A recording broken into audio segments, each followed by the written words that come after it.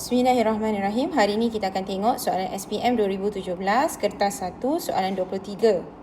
Rajah 5 menunjukkan kedudukan unsur Y dalam jadual bekalan unsur.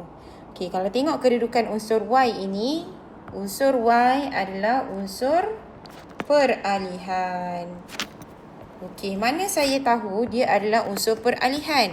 Okey, unsur peralihan atau logam peralihan ini berada antara dalam kumpulan 3 hingga 12. Okey, ada disebut di dalam buku teks ni. Dia kata di antara kumpulan 2 dan 13 kan. Maksudnya tak termasuklah 2 dengan 13 tu. So 3 hingga 12 lah. Betul tak? 3 hingga 12. So, kat sini kan, ni 1, ni 2, 3, 4, 5, 6, 7, 8, 9, 10, 11, 12, 13, 14, 15, 16, 17, 18. Okey, so dia duduk unsur peralihan kawasan dia yang ini. 3 sampai 12. Okey. So, unsur peralihan ni atau logam peralihan, dia punya ciri-ciri yang umum sama macam logam lah. Tu sebab dia ada tulis kat sini, pepejal, permukaan berkilat, sangat keras, ketumpatan tinggi, takat lebur, takat didih tinggi. Okey. Ada tak option tu dekat sini? Option nombor 2 ni salah lah. Sebab dia kata takat lebur yang rendah. Takat lebur yang rendah ni untuk bukan logam. Okey. So out dah lah sebab unsur peralihan adalah logam, takat lebur dan takat didih dia tinggi. Sama macam yang disebut di bulat nombor 4 ni. Okey, so buat elimination method. Nombor 2 dah salah, A automatic salah.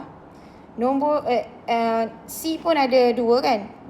C pun tak ada lah, C pun salah. Okey.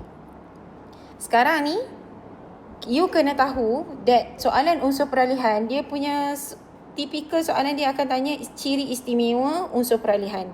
So, ciri istimewa unsur peralihan ada 4. Iaitu berfungsi sebagai mangkin dalam industri. Okey, dia berfungsi sebagai mangkin dalam industri. Contohnya ferrum dalam penghasilan amonia. Okey.